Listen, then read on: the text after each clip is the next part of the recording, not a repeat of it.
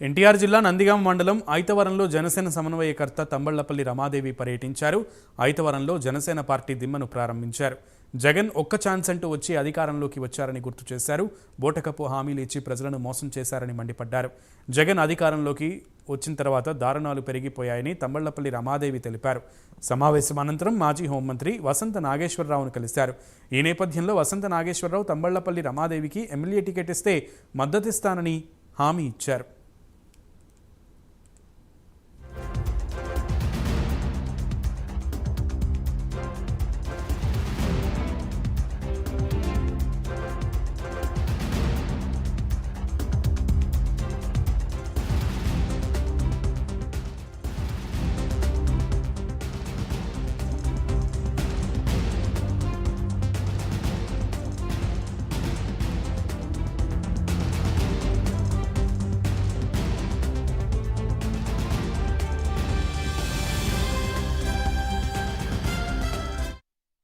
నారా చంద్రబాబు నాయుడు గారి ప్రభుత్వంలో చక్కగా అభివృద్ధి పదం వైపు వెళ్తున్న తరుణంలో 2019 ఎలక్షన్స్ వచ్చాయి. ఒకే ఒక్క ఛాన్స్ అంటూ ఎన్నికల ముందు అబద్ధాల వాగ్దానాలు ఎన్నో చేసి అబద్ధపు బూటకపు మాటలు చెప్పి కోడికత్తి డ్రామా ఆడి వాళ్ళ బాబాయిని అంతర్గతంగా హత్య జరిగిన ఎటువంటి ఇంట్రెస్ట్ లేకుండా చూపించకుండా కేసు గురించి పక్కన పెట్టి అన్ని అభాండాలు అపనిందలు ఇతర పార్టీల వైపు అందరిపైన ప్రతిపక్ష పార్టీ పైన వేసి పీఠం ఎక్కి కూర్చున్నప్పటి నుండి ఆంధ్రప్రదేశ్ ఒక అంధకార ప్రదేశ్గా మారిపోయింది. అవునా లేదా?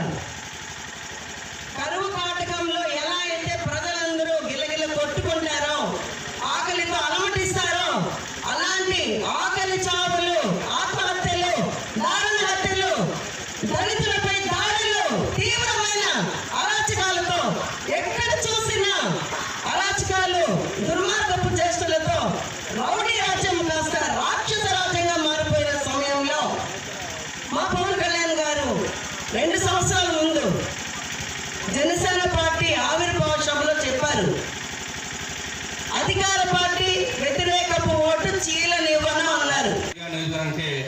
నాకంటే మంచి వ్యక్తి, నాకంటే ఒక ధైర్యవంతురాలు, నాకంటే ఒక బలమైన ఒక మనిషి మీకు నియోజకవర్గం వచ్చేటప్పుడు నాతో మీకు పని ఉంది. మీకు ఏ కష్టం వచ్చినా నిలబడడానికి 24 గంటలు ఇంటూ 7 days మీ ఊర్లో ఉంటూ తిరుగుతున్నారు. ప్రతి గ్రామాల్లో పల్లె నిద్ర చేస్తున్నారు.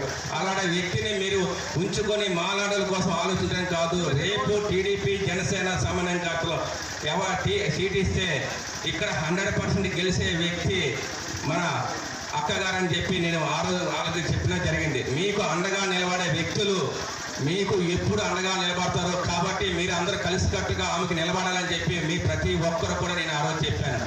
మేక కాదు, ప్రతి మండలాధ్యక్షులు కూడా నేను ఫోన్ చేసి ఏం జరుగుతుంది, గ్రామాల్లో ఏం జరుగుతుంది, నియోజకవర్గం ఏం జరుగుతుంది, పార్టీ ఏ రకంగా బలంగా ముందుకెళ్తుంది, మా అక్కని ఎలా తీసుకెళ్తున్నారని చెప్పి ప్రతిరోజు ఎవరో ఒకరు ఫోన్ చేసి నేను కనుక్కున్నా ఉంటున్నాను. ఎందుకంటే రేపు వచ్చేది జనసేన టీడీపీ ప్రభుత్వం కాబట్టి వైసీపీ నాయకులు 2 మొండి తోకలు ఉన్నారు ఇక్కడ. ఆ 2 మొండి తోకలు ఎదిరించాలంటే 2 ఆడసింహాలు ఇక్కడ ఉన్నాయి. వాళ్ళకి మగవాళ్ళు అవసరం లేదు, 2 ఆడసింహాలు చాలు.